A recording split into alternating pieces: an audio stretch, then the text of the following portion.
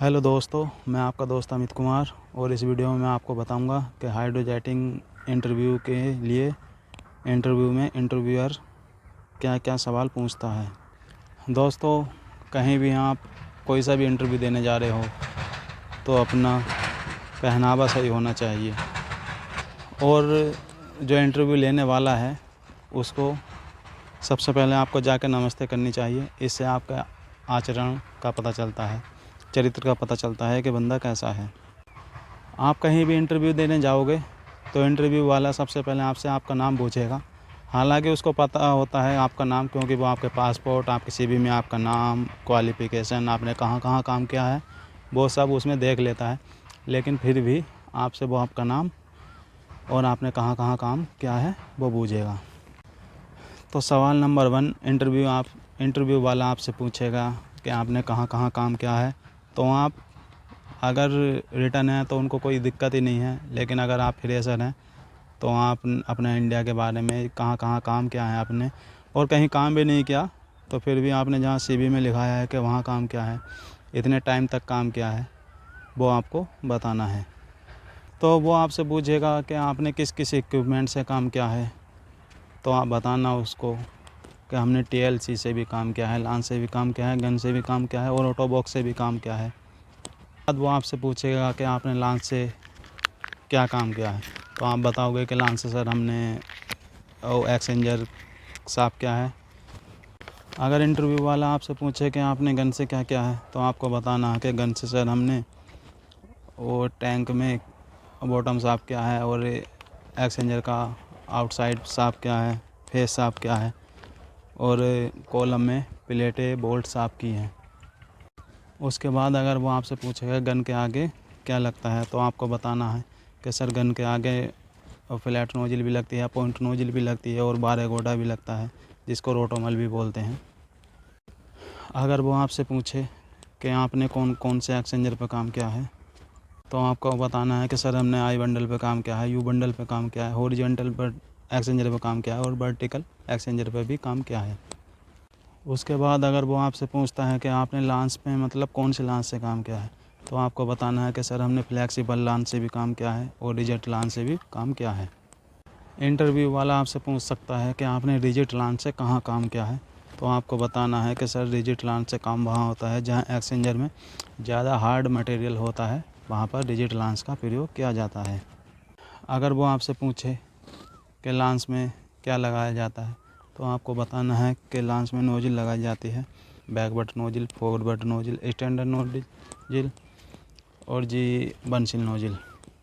अगर इंटरव्यू वाला आपसे पूछे कि एक्सचेंजर पे सबसे पहले किससे काम होता है, कि लांच से होता है या गन से होता है, तो आपको बताना है कि सर एक्सचेंजर पे सबसे पहले काम गन से होता है। और अगर इंटरव्यू वाला आपसे पूछता है कि पाइपलाइन किस चीज़ से साफ़ करते हैं, तो आपको बताना है कि सर अगर पतली पाइपलाइन हो जिसकी चौड़ाई कम हो तो वो लांच से ही साफ़ हो जाती है, और अगर चौड़ाई में पाइपलाइन ज़्यादा चौड़ी हो तो उसके लिए होज पे BJP लगाकर उसको क्लीन करते हैं। और अगर वो पूछता है कि आपने कितने प्रेशर पे काम किया है, तो आपको बताना है कि सर लांच पे हमने एक्सचेंजर पे 14-15 हज़ार PSI तक चलाया है और गन पे 5,000-6,000 तक चलाया है। लेकिन कॉलम में जब प्लेटें साफ़ हो रही थी या बोल्ट साफ़ हो रहे थे, तो आपको उसको बताना है कि 12 गोडा लगाकर 30 से 32 हज़ार प्रेशर चलाया है। इंटरव्यू वाला कभी कभी पूछता है कि काम स्टार्ट करने से पहले आपको किस चीज़ की आवश्यकता पड़ती है, तो आपको बताना है कि सबसे पहले तो वर्क परमिट ही चाहिए, उसके बाद फिर अपना जिस तरीके का काम है उसके लिए इक्विपमेंट की आवश्यकता पड़ती है। इंटरव्यू वाला पूछता है कि अपनी सेफ्टी के लिए हम क्या क्या यूज़ करते हैं, तो आपको उसको बताना है कि सर TST सूट पहनते हैं, गम बूट पहनते हैं, सेफ्टी ग्लव्स पहनते हैं और सेफ्टी गूगल्स पहनते हैं, एयर प्लग ज़्यादा शोर हो तो एयर मफ का भी प्रयोग करते हैं, और हेलमेट अगर कहीं जैसे अपना एक्सचेंजर पर काम करते हैं, गन चलाते हैं, तो उस पर फेस शील्ड भी होनी ज़रूरी है। कभी कभी क्या होता है, इंटरव्यू वाला परमिट के बारे में पूछता है कि परमिट कितने तरीके होते हैं, तो आपको सिर्फ अपने परमिट बताने हैं, उसको बोलना है कि सर हमारे काम के तो 3 तरीके के परमिट आते हैं, cold work permit, hot work permit और confined space work permit. Interview वाला अगर आपसे पूछे कि अगर हमें हाइट पे काम करना है तो हमें क्या ज़रूरी है, तो आपको बताना है कि सर अगर प्लेटफॉर्म नहीं है तो सबसे पहले हमें इसके फोल्डर को बोलकर प्लेटफॉर्म तैयार कराना है। उसके बाद फुल बॉडी हार्नेस पहनकर अपना काम स्टार्ट करेंगे।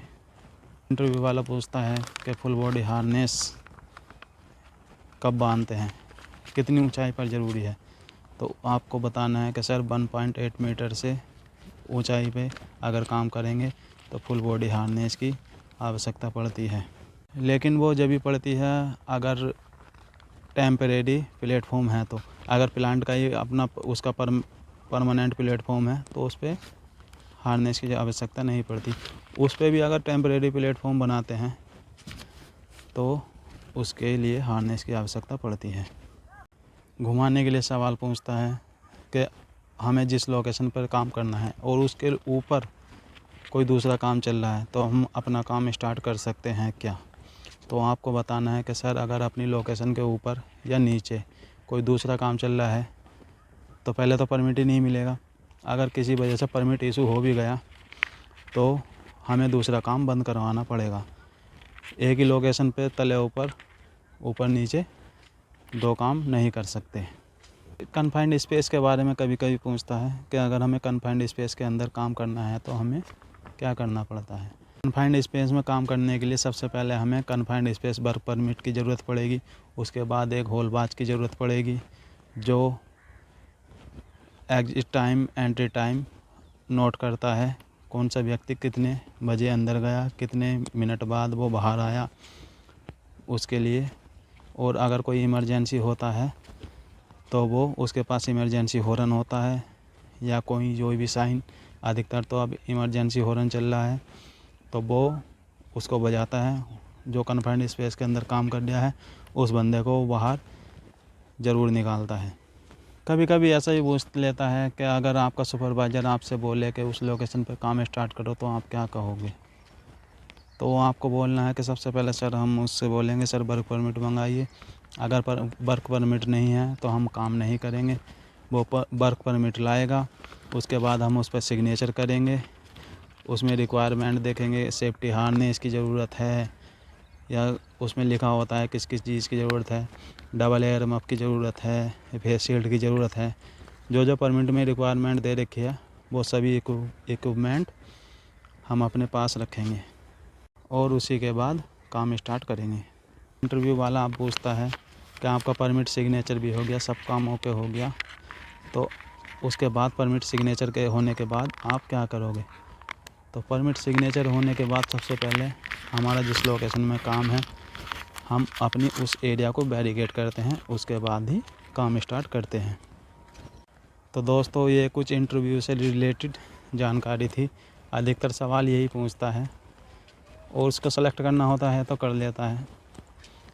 अगर बंदे पूरे हो जाते हैं तो वो सेलेक्ट नहीं कर पाता, चाहे कोई कितना भी अच्छा इंटरव्यू दे दे। आशा करता हूँ आपको ये वीडियो अच्छी लगी होगी। अगर आपको ये वीडियो अच्छी लगी हो तो प्लीज़ इसे लाइक और शेयर कीजिए।